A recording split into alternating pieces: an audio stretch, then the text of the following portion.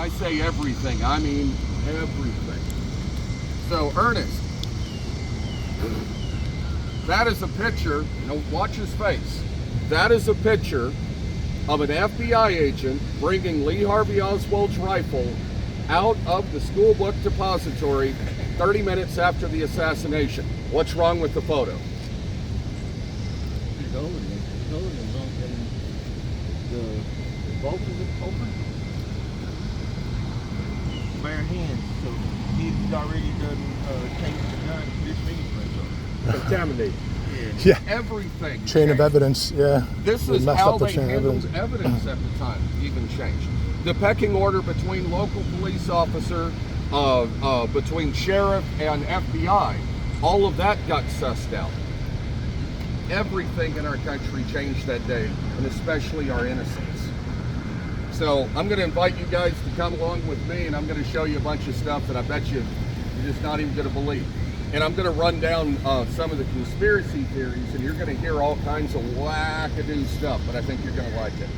And So guys, you remember this morning I was telling you how policing touched the lives and changed the way things happened after this incident? Because the police department, police officers, how we handled this changed the course of history. Because some of the things that we did were not correct, were not right. And like I said, we got to remember the past to make sure we don't repeat it in the future. Yeah, all the way through this was police corruption, shoddy work, very closed-minded thinking. They would have caught Lee Harvey Oswald before he got out of the building if the police officer that talked to him on the way up wasn't an avid racist. Wow. And I'm not even kidding. And we'll cover that in a little bit. It's one of those stories you'll go, no. But let's jump on the bus here. Kept him in jail over the weekend, and the following Sunday, which was November 24th, 1963, he was being transferred from the old Dallas Police Department, and they were bringing him over to the High Five over here at the Sheriff's Department, and he was shot and killed by a random member of the Dallas public. Now that guy was a guy by the name of Jack Ruby. Now Jack Ruby, originally born Jacob Rubenstein, 1911, was originally from Arlington Heights, Chicago area, and he was the son of a butcher. Now, if you listen to Jack Ruby, he would brag and tell you that he knew Al Capone, the gangster. He would tell you that he was involved with the mafia, that he was connected, that he was some kind of super criminal, and at the same time, he tried to be an honest businessman. The problem is the kind of business he got into, there was nothing honest about it. Now, in 1947, he gets out of the Army Air Corps, and that's the U.S. Army during World War II. And his sister calls him and says, "Come down to Dallas and help me run a bar." Well, it turns out he found his niche when he got to Dallas. He actually found something he could do that he was good at. He managed a bar for his sister for about 2 years, and managed to make enough money doing that he was able to open up his own bar. Now, by 1955, he had rented a place in the old Southwestern Bell building right here on Commerce Street, and it was upstairs from a barbecue shop, and it was a burlesque show. Now, a burlesque show is a nightclub where people are doing a lot more than just drinking alcohol, and in the back room there was all manners of vice. So there was drugs and gambling and everything else going on back there. But he operated that place for 9 years. Now you got to think, if you've got a storefront business and you're doing that kind of thing, how do you not get raided by the police? Well, he had a policy that if a police officer came in, he would fire any of the girls that tried to charge the police officer for a drink. Now, you have to understand, Jack Ruby would walk into the police station on a regular basis with boxes of donuts and bags of sandwiches. He'd walk in with thermoses of coffee. He was always shaking all the police hands and trying to talk up to them and trying to be their buddy, trying to get special favor. If a police officer was injured, he was one of the first people to throw $5 in the hat. The problem is that he was trying to buy complacency from the police, and he was doing a pretty good job. Now, the policy on the police after the Kennedy assassination changed, where you have to, as a police officer, you have to watch even personal relationships to make sure that you're not stepping over a bound. Sometimes even a cup of coffee is too much. Now, he was the kind of guy that was known for starting fights in his bar. He was the kind of guy that bragged about acting like the bouncer in his own bar. And 8 months before the assassination, he had his index finger bitten off in a bar fight. So not exactly a calm guy. By the way, the exchange right here, right where the E is, that's where the Carousel Club was. Now the Carousel, being upstairs from a barbecue shop, at a time that everybody smoked cigars and smoked cigarettes, you can imagine that place was smoky and nasty. Now, Jack Ruby, amongst his friends, they called him Sparky. And that was not because of his glowing intellect, it was because of his temper. Because he would fly off the handle at any moment, and he was known for pulling his gun on people in the bars. The other thing about him is that people that knew him would tell you that he would change subjects mid-sentence while talking to you. They described having a conversation with him as dizzying, because by the time you figure out what you're talking about on the first change, now he's off on another subject, and now he's off on another subject. So we're talking about possibly attention deficit disorder. We're talking about violent tendencies. We're talking about self-aggrandizement, which means that he thinks a lot more of himself than he should.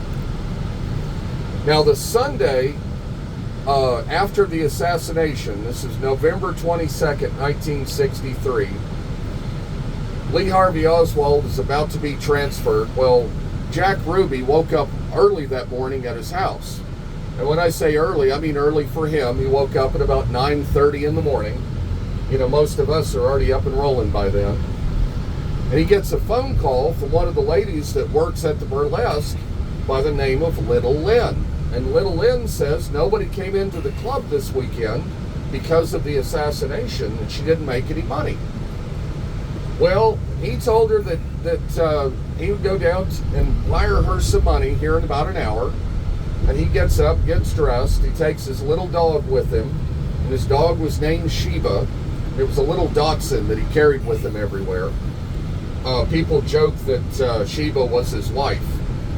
Now, he got this pink Cadillac, drove over here, and I know the story would be better if there were bullhorns on the front, but there wasn't.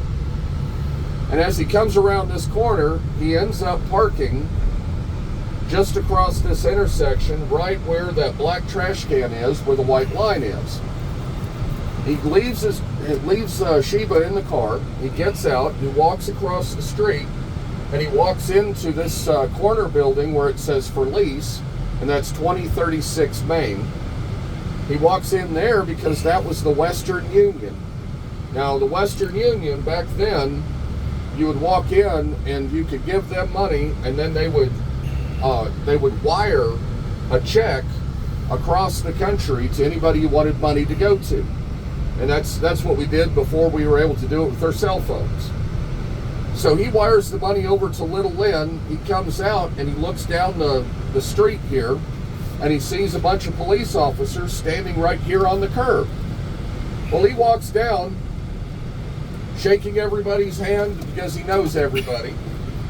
Finds out that Lee Harvey Oswald is about to be transferred, and he walked right through that yellow door into the basement of the Dallas Police Department and ended up shooting Lee Harvey Oswald point blank. Wow. And by the way, that right there, that's the signature of James Lavelle. That's the guy that was handcuffed to him when it all happened. Isn't that amazing? Yeah, so I've actually even bring that up, and trust me, there are conspiracy theories that go for days on that, multiple books written on that concept. The only reason I bring it up is Lee Harvey Oswald's wife was living with a lady named Ruth Payne, and Ruth Payne lived over in Irving, and she happened to drive a green Rambler station wagon, and Ruth Payne was the one that got Lee Harvey Oswald the job at the School Book Depository. So that's the only reason I even give it even a little bit of credit. Now, Lee Harvey Oswald was born in New Orleans in 1939, October 18th. Now, when he was born 2 months after his father passed away from a heart attack. So he never knew his own father. His mother, only 3 months in, took he and his brother Robert to an orphanage and dropped them off. Well, 4.5 years later, Marguerite Oswald shows up, grabs her kids, and decides that she's going to be a loving mother. And by then, there was a big disconnect. So you can see that there were problems. Now, they moved to New York City for just a little bit. And after they moved to New York City, they were there for, I think they were there for 3.5 to 4 years. Then they moved from there to Fort Worth. Now in Fort Worth, they lived off Camp Bowie, off Montgomery Street. And Lee Harvey Oswald went to Stripling Middle School, and then he went to Arlington Heights High School. Now, back then, they didn't know what dyslexia was, and so they thought he was just a bad student. But the truant officer, every time he found that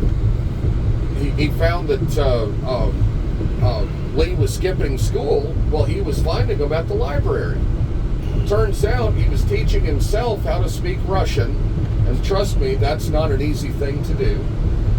He was also reading Descartes. He was reading de Tocqueville, he was reading Frederick Bastiat, he was reading Karl Marx. And so he was self-educating. So he was not dumb on any way, shape, or form, but everybody out there thought that he was dumb. So he ends up lying about his age and joining the Marines. Now, when he joined the Marines, he goes in, almost immediately gets court-martialed. So he's brought up on criminal charges within the Marines. Seems that they frown at a new Marine having a privately owned firearm, and they especially frown when the firearm is discharged in the barracks, and they especially frown when that firearm that was discharged is discharged into the leg of the person that shouldn't have had that firearm. Yep, and then 4 months later, he was court-martialed again because it seems that they really frown on going back and beating the snot out of the guy that reported you.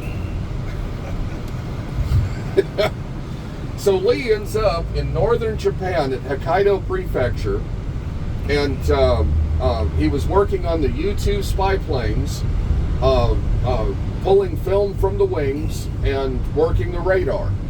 Now there's a lot of controversy on whether or not he formally learned Russian in the military, and there are witnesses that said that he was studying Russian in the military, but then official record says that he was never taught Russian. So you see there's problems in that. Well, he ends up getting out of the military on a hardship, and when he gets out, his paperwork was processed in only 2 weeks when it normally would take 2 months or 6 months. So he gets out of the military, and when he gets out of the military, he ends up coming to Fort Worth, and from Fort Worth he stays one night with his brother. That one night with his brother, everything is just hunky-dory, but then he gets on a train for New York City. He stays 2 nights in New York City, and then he gets on a boat for Helsinki, and then from Helsinki he goes to Moscow, and he defected to the Soviet Union. Now, when he defected to the Soviet Union, gentlemen, you need to understand, the Soviet Union was the enemy of the United States. There's the Cuban Missile Crisis coming up. Well, the Cuban Missile Crisis was only 3 years away at that point. Okay. And so you ended up with an American citizen that defects to the enemy country. That would be the same as somebody defecting to Iran. And especially some guy that's not from Iran, that just teaches himself how to speak Persian and goes over there. Now, while he was there, he married his wife Marina, and they had a daughter named June. Now, after 2.5 years, he just packed up and came back to Fort Worth. Now, let me explain why that's a problem. Back then, people were trying to escape the Soviet Union. And when I say escape the Soviet Union, I mean they were jumping over barbed wire fences and crawling over walls and getting chewed on by dogs to get out of the country. Nobody just packed up and left the Soviet Union. It was a giant prison. Does everybody know about North Korea? Now, can you imagine anybody in North Korea just deciding to move to New York? That ain't going to happen, is it? Not unless the government had something to do with it. Now, because of that, there are a lot of people that believe that Lee Harvey Oswald may have been involved with the Soviet government, may have been KGB. By the way, 3 months after he defected to the Soviet Union, that's when Gary Powers was shot down in a U-2 spy plane for the first time, almost like the Russians knew something, right?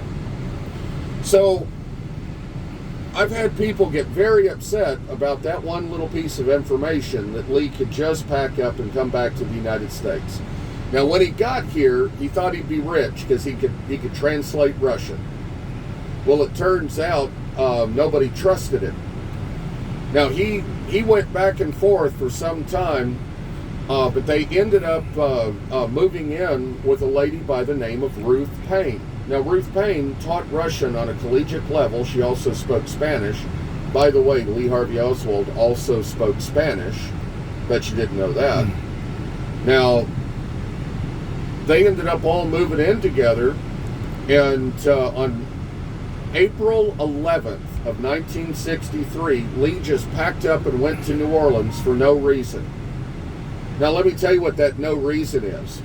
The day before, on April 10th, 1963, there was a firebrand guy by the name of General Edwin Walker.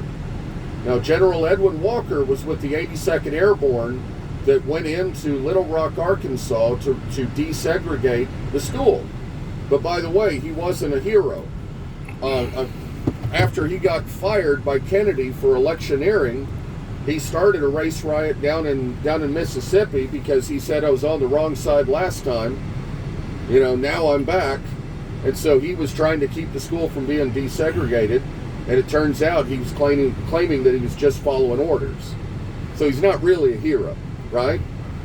Well, he was in his house on April 10th. Somebody took a shot at him. Well, son of a gun. The bullet went right in the back of his house and lodged in the wall, missed him. According to him, it went between his face and the pen he was writing with. Now, after the Kennedy assassination, they pulled that bullet out of the wall. Guess what? It matched Lee Harvey Oswald's rifle. So what Lee did is he tried to kill General Edwin Walker, and then he ran to New Orleans. And 11 weeks before the Kennedy assassination, the Kennedy's team announced that they were going to come to Dallas. Right? 11 weeks. 10 weeks before the Kennedy assassination, Lee Harvey Oswald moved back to Dallas. 6 weeks before the assassination, he got the job at the School Book Depository, and when he was working there, he lived here. Let's go look at his bedroom. This is his house on that side, huh? Yeah. Announcements were being made, and we know exactly what time the announcements were being made, right? So he comes in. Now think about this. You got 3 people listening to the president has just been shot. If you walk into a room and somebody tells you the president's been shot, and I don't care if you like him or don't, what would your reaction be? You'd stop what you're doing, right? No matter what. You'd be, oh, what happened, right? No. Lee went, oh yeah, huh, and walked right on past. Everybody thought that was weird. Now he walked in fast. We walked back here. This was his bedroom. There was what's called a French door. Now, French door was a door that had glass windows in it, but then they painted the glass windows white. And look how small this room is. Now, there were 18 men that would stay in this house, and there was rooms like this all on the other side of the house, all the way down. And there's a full basement. I know you never see a basement here, Yeah. right? Right. And then there's a back house. And so you'd have 18 guests here, but this was the smallest room. Now, when porch there, and then all the old houses, you see the big porches on both sides. Everybody see that?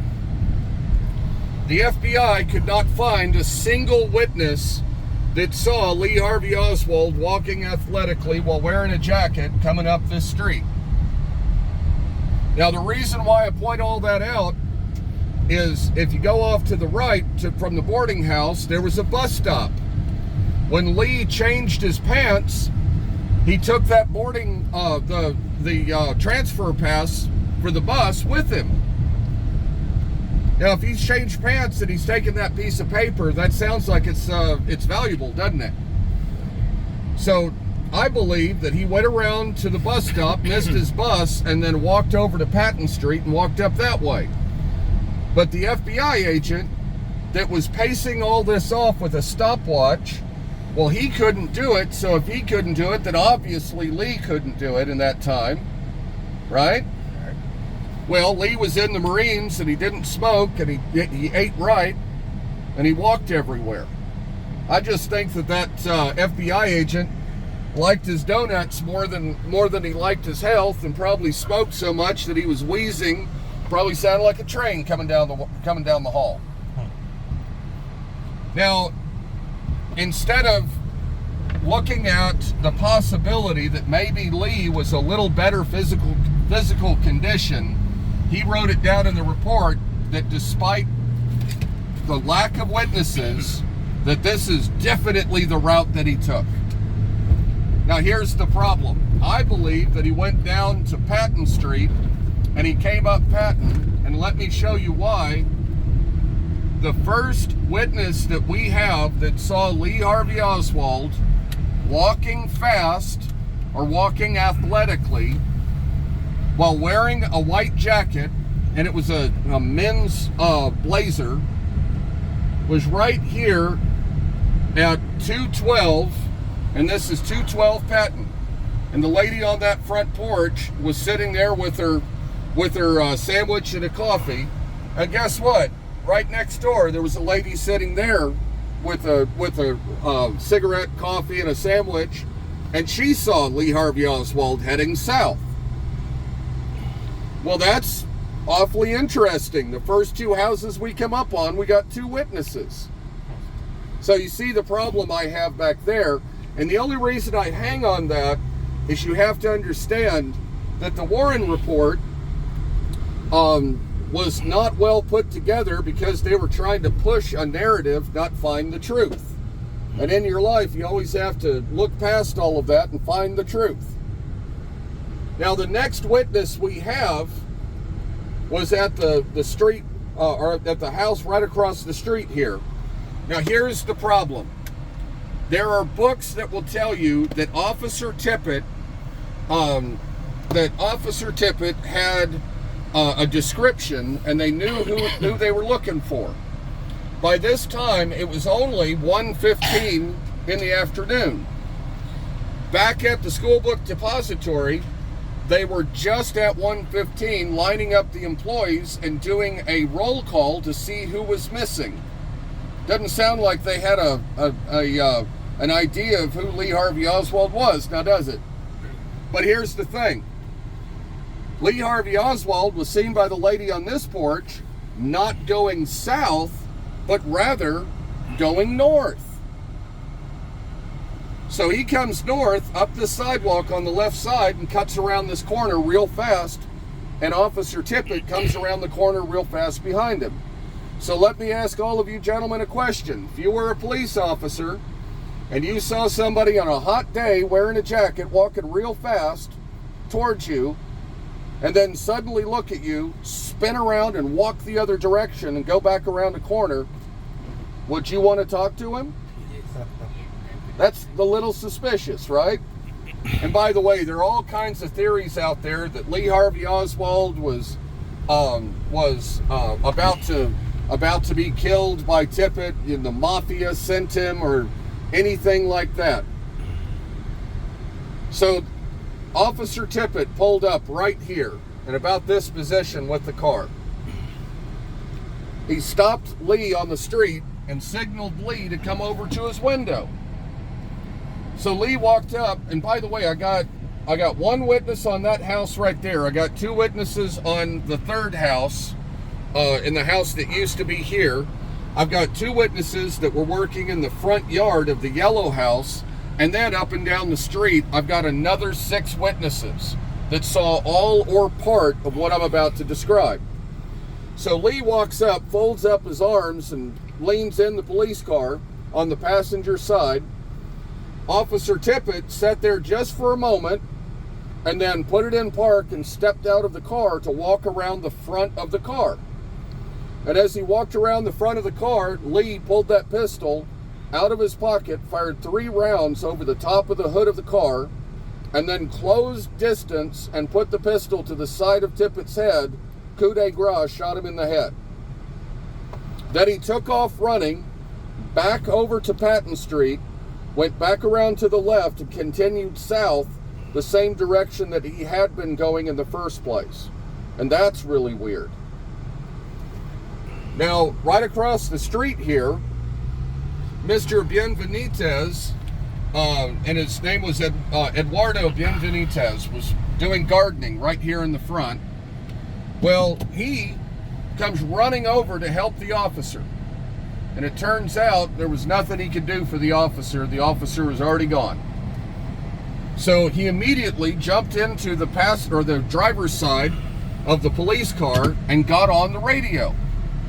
He gets on the radio and he starts yelling out, officer's been shot, he's been killed, this is what the guy looks like, this is the direction he's running, this is our address, trying to give as much information as possible.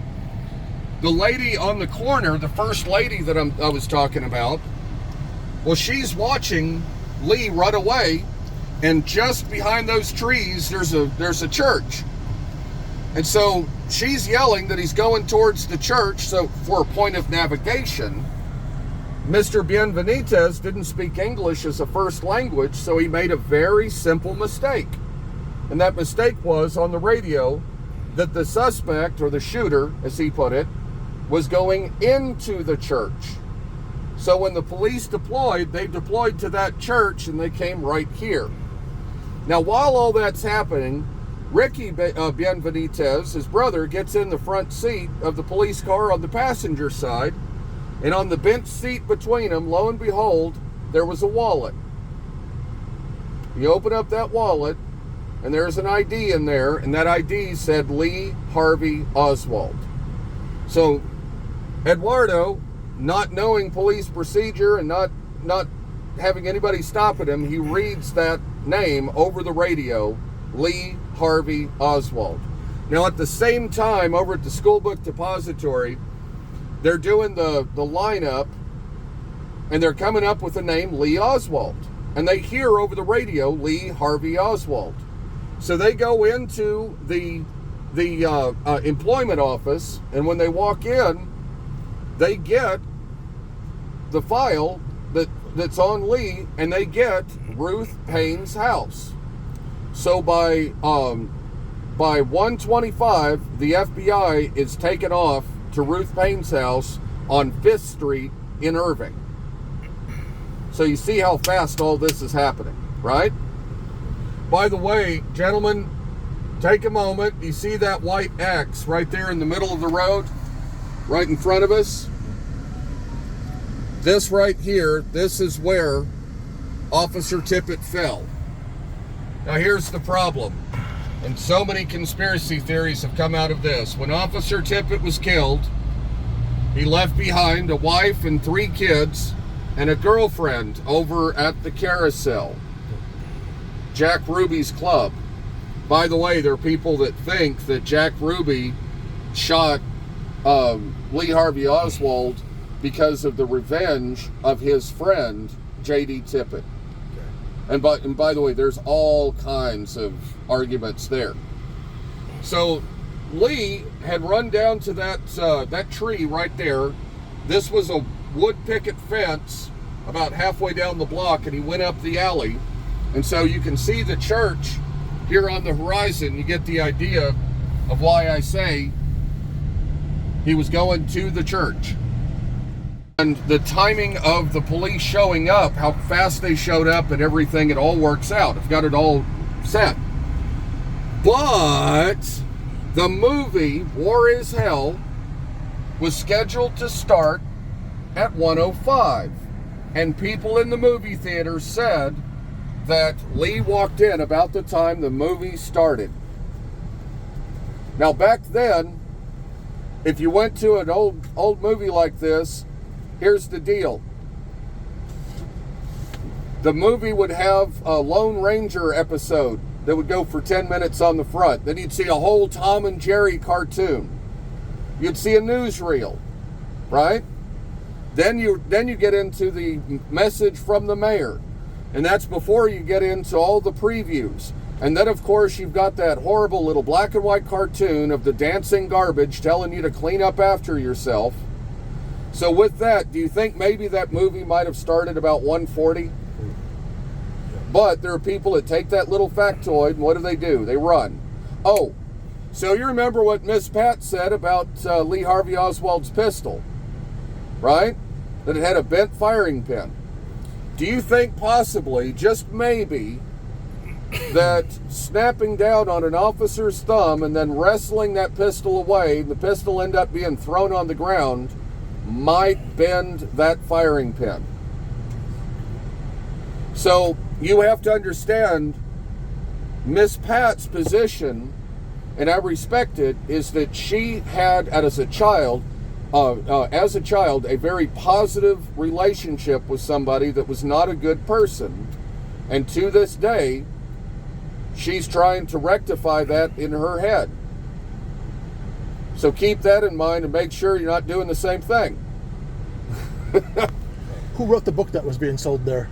Is that like her book or like? So that was Judith Baker, and okay. Judith Baker supposedly had a love affair with Lee Harvey Oswald in New Orleans while he was living there before the assassination. And about half of that book is pretty good information, and the rest of it is crazy fantasy. Now, do you guys see the marquee here in front of the theater and the Texas sign on the front? When Oliver Stone made the movie JFK, my godfather found this theater for him, and it turns out they were about to tear it down. So Oliver Stone bought it. They replaced the marquee and the sign on the front, and you'll notice right here, you'll see that it's Oak Cliff Cultural Center, right? Well, that is actually part of the theater building, and the reason why that center is there is because after they filmed the movie, Oliver Stone donated this to a nonprofit organization for the neighborhood, and they only show local films here. So, rock on Oliver Stone.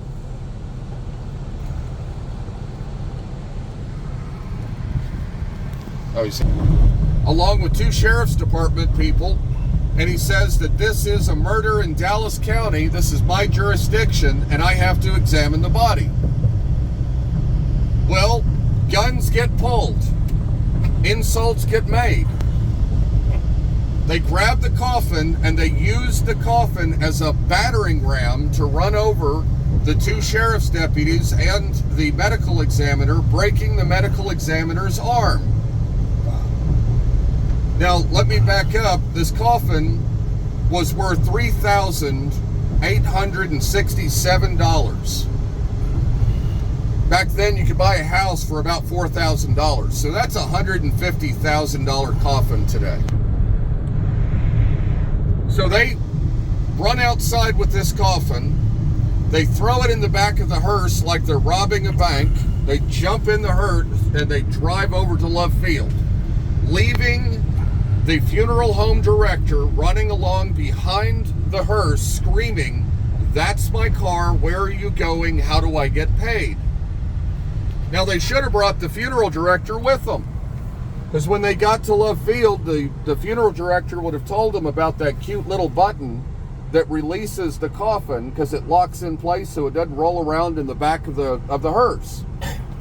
So they open up the back and they start jerking on the coffin. They can't get it out. They end up breaking the back door.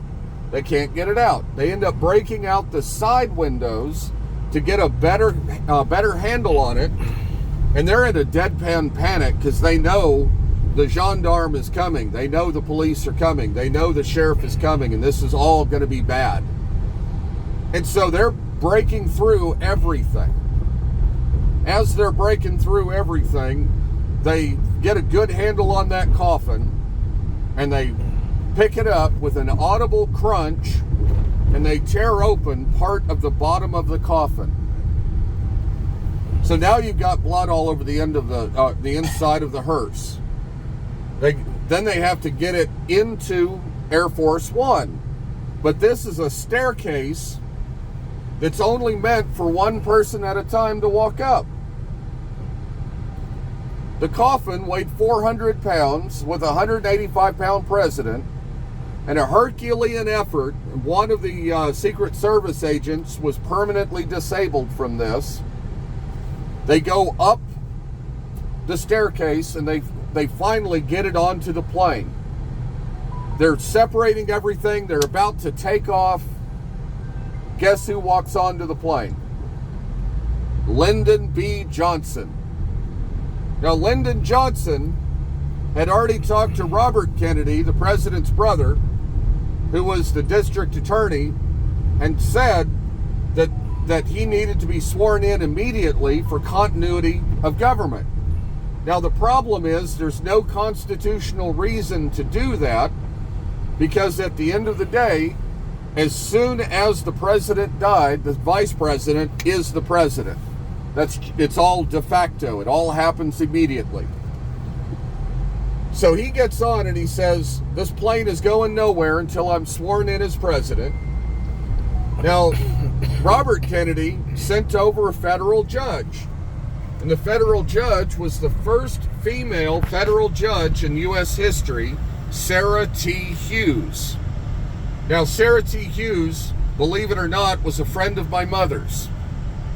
And the story I'm about to tell you is from Sarah. Now, Lyndon Johnson hated Sarah T. Hughes. He didn't think women should be judges. Now, Lyndon Johnson also didn't like the Kennedys because they were Catholic. And if they didn't like the Kennedys for being Catholic, how do you think they felt about everybody else? So, Sarah, knowing that Lyndon Johnson didn't like Catholics and didn't like her, well, she took a Catholic Bible with her for the swearing in. So she shows up, she gets on the plane, and she says, I'm so sorry I'm late, gentlemen, but I couldn't find a copy of the swearing in ceremony. Lyndon Johnson looked around the room and he said, if anybody says anything about this later, I will call you a liar to your face. And he opens up his jacket and he pulls out a printed copy of the swearing in ceremony. Wow. Now, does that mean that Lyndon B. Johnson was part of it? You can see very easily why Miss Pat has that belief. You can see why Miss Pat believes what she believes. Now, personally, I don't think there's enough evidence to convict him of anything on that. But I will say that that was absolute avarice. That was absolute greed. That's absolute evil. And gentlemen, you will forgive me when I say that Lyndon B. Johnson is not my favorite president.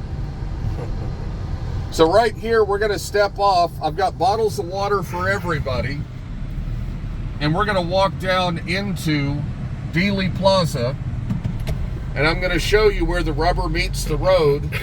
And I'm going to show you where all the conspiracy theories started. And we'll even go look at the grassy knoll, if you know.